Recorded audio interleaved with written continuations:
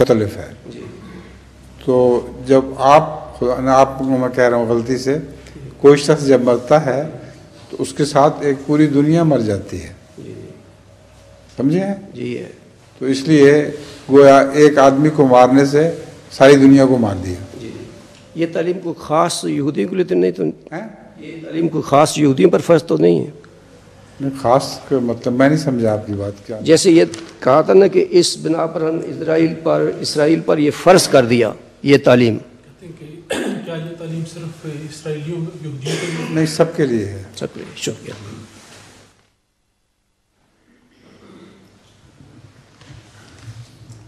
السلام علیکم حضور. میرا نام وجی ہے اور میرے ابو کا نام حبیب الرحمان غوری ہے. میرا سوال یہ ہے کہ کیا کہتے ہیں کہ قرآن مجید پر احراب حجاج بن یوسف نے لگوائے تھے. حضور اسے یہ خیال کیسے آیا؟ کہتے ہیں کہ قرآن مجید پر اعراب حجاج بن یوسف نے لگوائے تھے.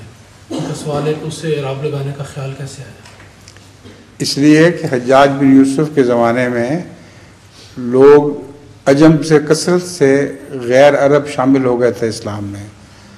عربوں کو تو کسی اعراب کی ضرورت نہیں تھی، وہ تو اپنی عربی زبان جو بولتے تھے وہی قرآن کریم میں پڑھتے تھے.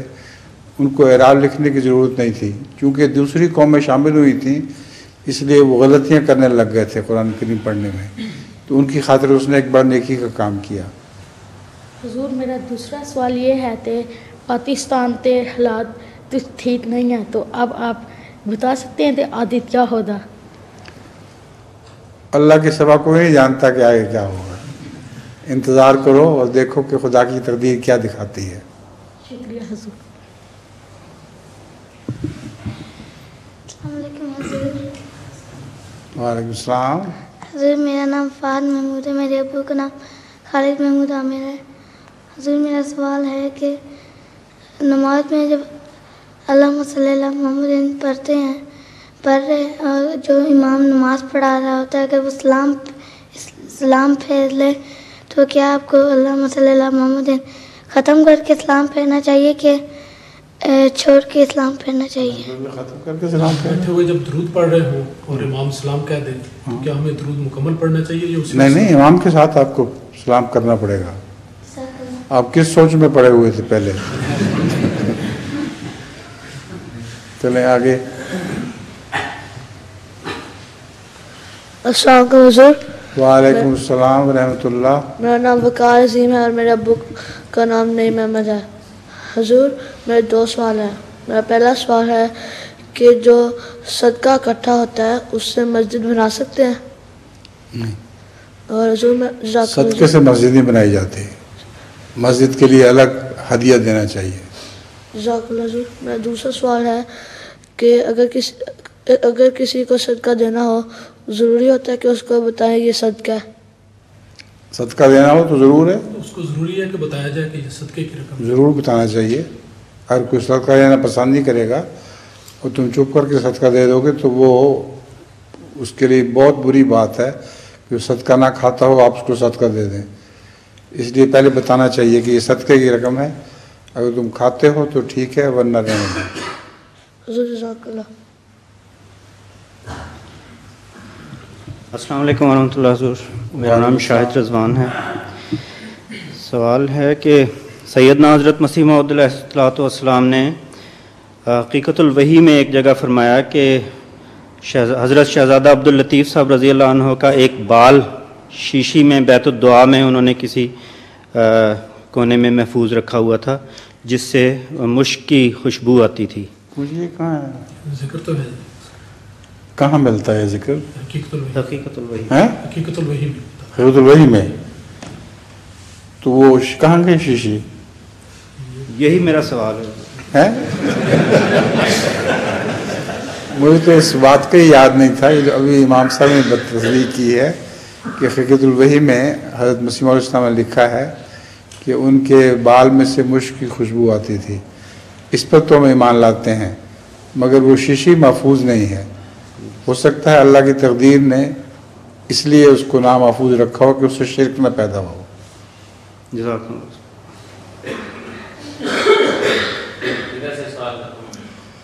اب خواتین کا کوئی سوال ہے یا نہیں ہے؟ السلام علیکم حضور. وعلیکم السلام. حضور یہ سوال جو ہے محترمہ ناصرہ شکلا نسرین صاحبہ کی طرف سے ہے. ہاں ذرا مائکروفون کے قریب سے بات کریں.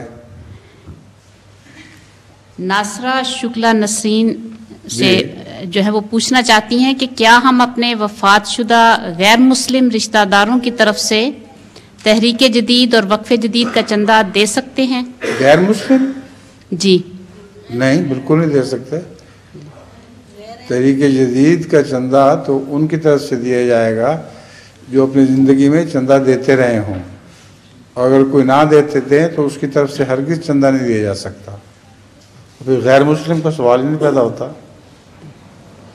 جزاکم اللہ حضور. بس ایک ہی سوال تھا. اچھا جی، آئیے اب حیات صاحب آ جائیں میدان میں. آپ کے لیے 10 منٹ ہیں، پھر اذان بھی ہونی ہے اور پھر نماز بھی.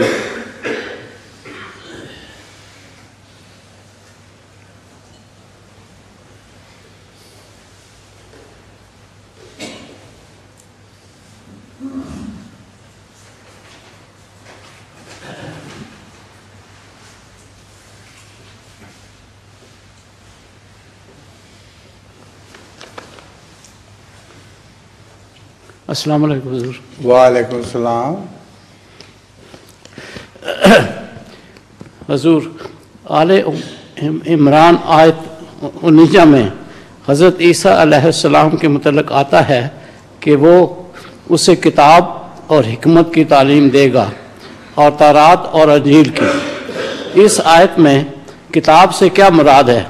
کیا تورات اور انجیل سے کوئی علیحدہ چیز ہے؟ یہ جو آیت ہے یہ حضرت عیسیٰ علیہ السلام کے دوبارہ آنے سے متعلق ہے. پتہ نہیں. ہاں، حضرت عیسیٰ علیہ السلام کو مسیح کے دوبارہ آنے کا بھی قرآن کریم میں ذکر ہے. وہ مثل کے طور پر آئے گا، تو اس وقت وہ کتاب اور حکمت کی تعلیم سے مراد ہوگی قرآن کریم، اور اس کی حکمتیں بیان کرے گا. ٹھیک ہے. ٹھیک ہے. اگلی آیت نمبر 50 میں حضرت عیسیٰ علیہ السلام فرماتے ہیں میں تمہیں بتاؤں گا کہ تم کیا کھاؤ گے اور اپنے گھروں میں کیا جمع کرو گے. کیا کھاتے ہو؟ کھاؤ گے تو نہیں ہے. میں تمہیں بتاؤں گا کہ تم کیا کھاؤ گے.